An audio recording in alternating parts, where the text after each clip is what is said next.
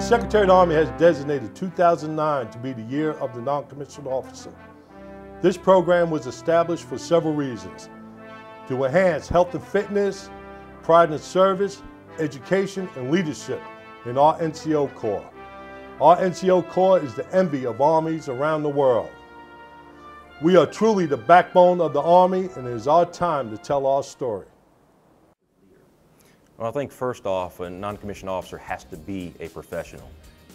And in being a professional, they actually know how to deal with their soldiers. They're genuine about their responsibilities. They have to know the scope of their responsibilities. They have to know their job. The day-to-day responsibilities of any shop inside the military is ran by the NCO, the non-commissioned officer. He is the person that sees that everything gets done. He's the person that's there from the beginning to the end. Once officers come up with the guidance and pass it on to the NCO, he makes it happen.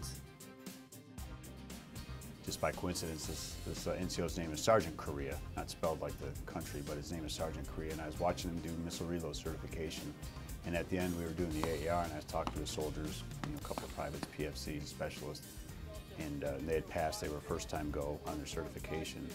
And I said, well, what do you attribute this to? And they all of them pointed right to that E5, Sergeant Korea. Said, sir, Sergeant Korea is why we passed. And then what struck me as the last comment was, and sir, he's going to take us to lunch now. The creed I think, is just absolutely perfect in guidance of how to be an NCO.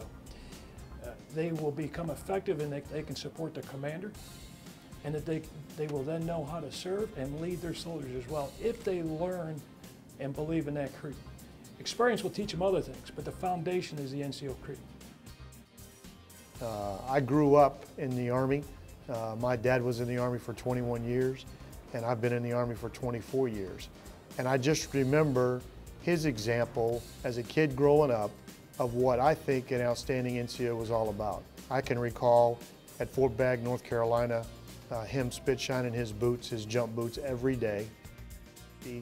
And when he had to depart to go to the field, to take care of soldiers, to do the things that non-commissioned officers do on a daily basis. To Grant, to Westmoreland, to Eisenhower, and all the rest of them in between, Washington and Petraeus. We all know their names.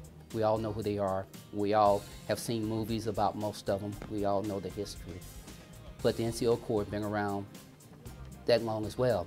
So besides all those great leaders, there were NCOs, non-commissioned officers, not only during the time in history where they became household names, but also during the early stages of their careers.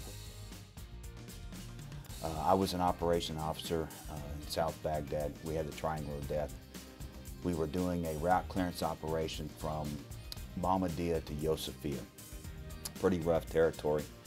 A lot of IEDs on this route, and we put our Charlie Battery commander, Jim Hickman, and First Sergeant Poindexter in charge of that mission. They were clearing that route. They had cleared approximately 31 IEDs in about a 72 to 96 hour period. And then one particular day, we were attacked with a VBID, that battery was. Had 8 killed, 6 or 7 wounded. And it took us about 2 hours to get our wounded remains off the battlefield and get our medevacs completed properly.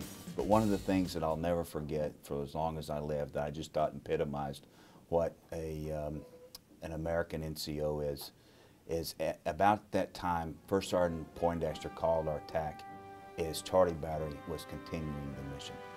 And to me, I just thought that was the greatest form of honor. And credibility is one of my main pet peeves as it relates to a non-commissioned officer, because once you lose that, it's next to impossible to get it back. And we are on stage at all times as NCOs.